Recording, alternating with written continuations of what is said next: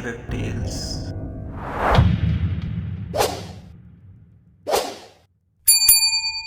गोकुलपुर गांव की रातें ऐसी होती थीं जैसे किसी बूढ़े अजगर ने सब कुछ निगल लिया हो। सन्नाटा इतना गहरा कि कान बजने लगे। सूरज ढलते ही सड़कें ऐसी खाली हो जाती थीं मानो सबने कोई गुप्त समझौता कर रखा हो। इसी सन्नाटे में गांव के बाहर मुख्य सड़क से हटकर एक मध्यम रोशनी हमेशा टिमटिमाती रहती थी। ये था बबलू का ढाबा। मास्टर प्रमोद मिश्रा गांव के प्राथमिक विद्यालय के शिक्षक हैं। पिछले 6 महीने से इस गांव में रह रहे थे। 40 की उम्र और दुनियादारी से ज्यादा किताबों से लगाव रखने वाले। उनकी दुनिया सीधी सादी थी। सुबह स्कूल, दोपहर में बच्चों का शोर और शाम होते ही कमरे में किताबों के पन्ने पलटना। लेकिन गांव की इस भयानक खामोशी ने उन्हें बेचैन कर दिया था। उन्हें एक सहारा चाहिए था, एक जगह जहां बैठकर वह शहर की भागती दौड़ती जिंदगी के बारे में सोच सकें। और वह सहारा उन्हें मिला बबलू के ढाबे में। ढाबा छोटा था, टीन की छत और चारपाई बिछी हुई। बबलू खुद एक अजीब सा दुबला पतला आदमी था। वह कम बोलता था, लेकिन उसकी नजरें हर आने जाने वाले को ऐसे देखती थीं जैसे वह उनकी आत्मा के भीतर कुछ तलाश रहा हो। मास्टर जी ने पहली बार ढाबे पर कदम रखा। एक प्लेट दाल चावल और एक कप कड़क चाय देना बबलू। उस रात मास्टर जी को दाल चावल में एक अलग ही स्वाद लगा, कुछ ऐसा जिसने उनके दिमाग की नसों को ढीला कर दिया। उन्हें लगा कि यह गांव की शुद्धता का स्वाद है। अगले दिन और फिर रोज मास्टर जी स्कूल से लौटकर सीधे बबलू के ढाबे पर जाने लगे। यह अब एक आदत बन चुकी थी, एक ऐसी आदत जो उन्हें धीरे धीरे किसी जाल में फंसा रही थी। मास्टर जी को अब ढाबे पर गए बिना नींद नहीं आती थी। बबलू भी अब उनके लिए बिना कहे ही खाना लगाने लगा था। आज देर हो गई मास्टर जी। हाँ, एक जरूरी कागजात तैयार कर रहा था। मैंने देखा था आपको, आपकी खिड़की का बल्ब देर तक जल रहा था।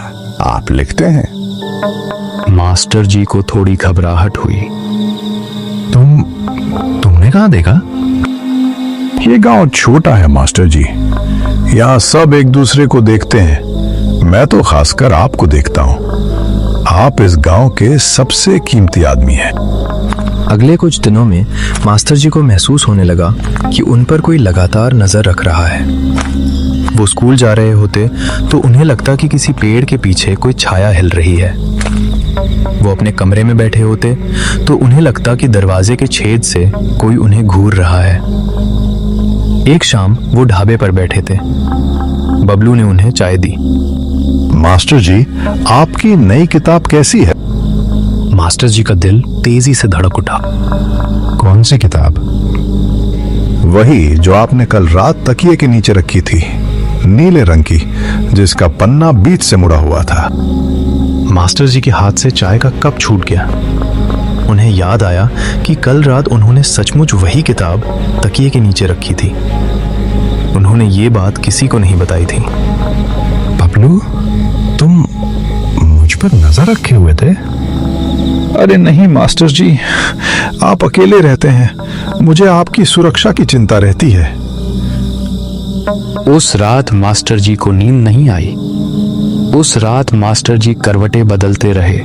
वो ये सोच रहे थे कि ये बात बबलू को कैसे मालूम हुई। मास्टर जी ने ढाबे पर जाना कम कर दिया। उन्होंने सोचा कि दूरी बनाने से यह खौफ खत्म हो जाएगा। वह अपने कमरे में ही दाल रोटी बनाकर खाने लगे। लेकिन यह निर्णय उनके लिए और भी बुरा साबित हुआ। एक रात मास्टर जी सो रहे थे। उन्हें दरवाजे पर किसी की धीमे से खरोंच की आवाज सुनाई दी, जैसे कोई नाखून से लकड़ी को धीरे धीरे रगड़ रहा हो। कौन है?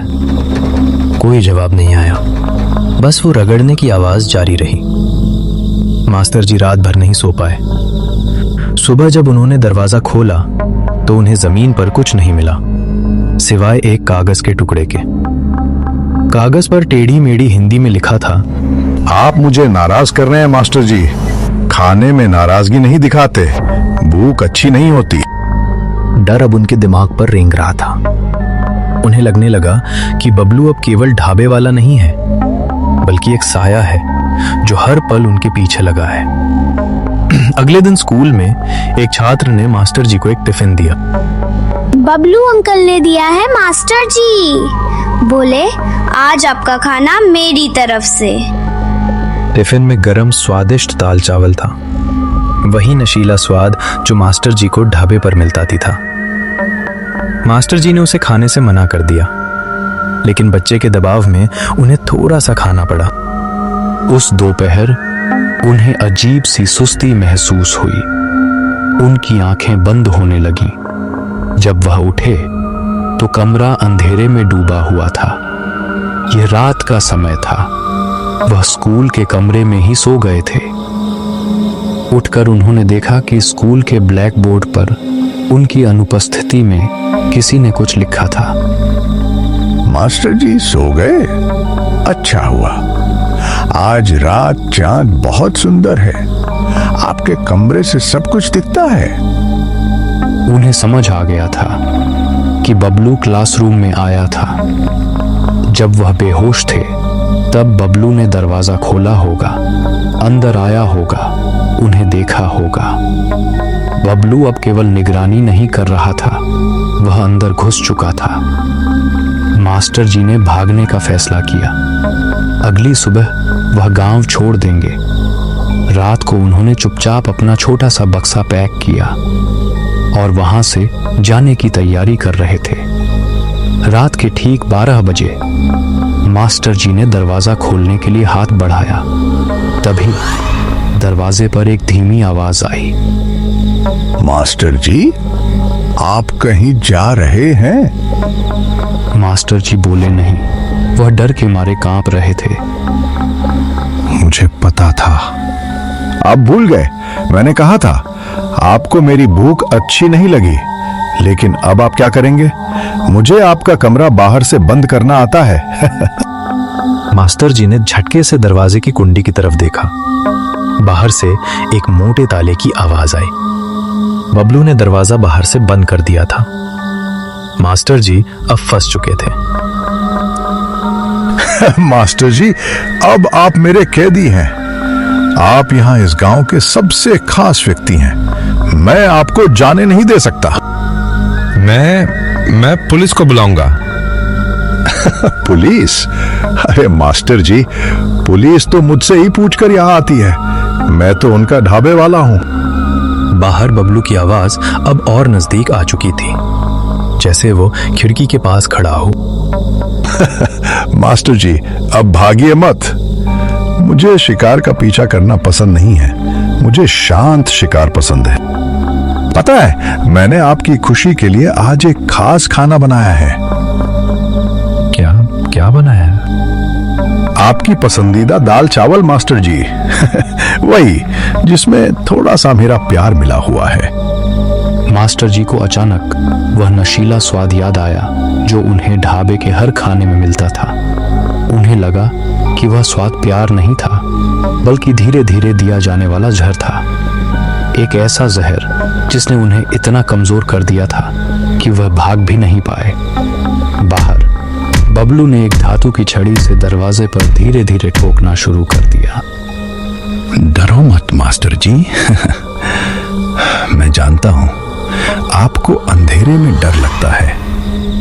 मैं बस आपके पास आ रहा हूं। मैं दरवाजा खोलूंगा और फिर हम साथ में डिनर करेंगे। मास्टर जी ने अपने कानों को कसकर बंद कर लिया, लेकिन वो आवाज उनके सिर के भीतर गूंज रही थी। बाहर बबलू अब एक गीत गुनगुना रहा था। मास्टर जी, मेरे प्यारे मास्टर जी, आ गए, हम आ गए। अब न डरना, अब न छिपना। आ जाओ, आ जाओ। मास्टर जी दीवार से सट गए। उनकी आंखें फटी हुई थीं। उन्हें अब अपने कमरे की चारदीवारी भी सुरक्षित नहीं लग रही थी। वह जानते थे कि बबलू दरवाजा खोलेगा और जब वह अंदर आएगा तो वह उनका शिकार करेगा। और फिर कुंडी खुलने की आवाज आई। वो अंदर आया। मास्टर जी कांप रहे थे। उसने उनको पकड़ा और हवा में गायब हो गया। मास्टर जी चिल्लाते रह गए। अगले दिन गांव वालों ने कहा, मास्टर जी तो अचानक छुट्टी पर चले गए। लेकिन बबलू का ढाबा उस रात के बाद कभी नहीं खुला। बबलू और मास्टर जी दोनों ही गोकुलपुर की उस गहरी खामोशी में खो गए। और हाँ, कभी कभी चांदनी रात में अगर आप ढाबे के पास से गुजरेंगे तो आपको स्वादिष्ट खाने की धीमी खुशबू जरूर आएगी।